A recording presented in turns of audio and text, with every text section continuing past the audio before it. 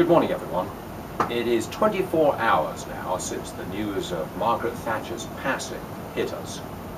I was particularly affected by that because Margaret Thatcher was clearly the woman who rescued my home country and led us towards a revitalization of capitalism and individual freedom. Okay, it's 24 hours since the event was reported.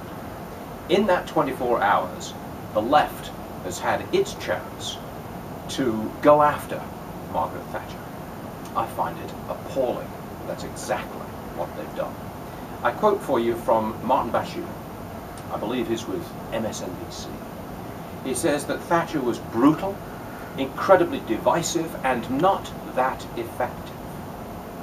Some of the people who have criticized Margaret Thatcher from the left have been truly awful. They hate her. They were personal in their vindictive assessment of her. But Bashir just says, brutal, incredibly divisive, not that effective. The man is totally wrong. Now, look, we'll get into this when we do the show later on this morning.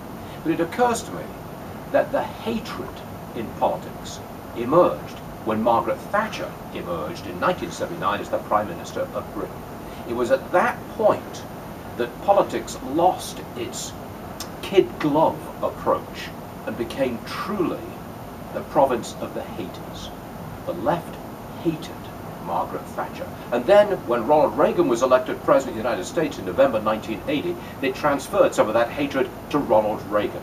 The twin pillars of Western capitalism, the revitalization of capitalism, were truly hated by the left in a personal and vindictive way. It is appalling.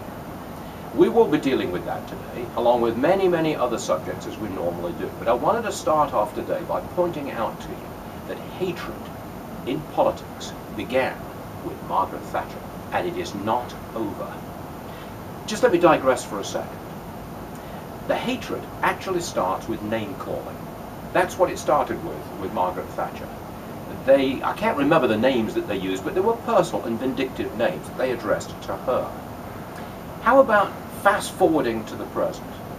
Isn't it President Obama who used nasty, ugly words, name-calling, against his political opponents? The fat cats of Wall Street, the fat cat bankers, that's the start.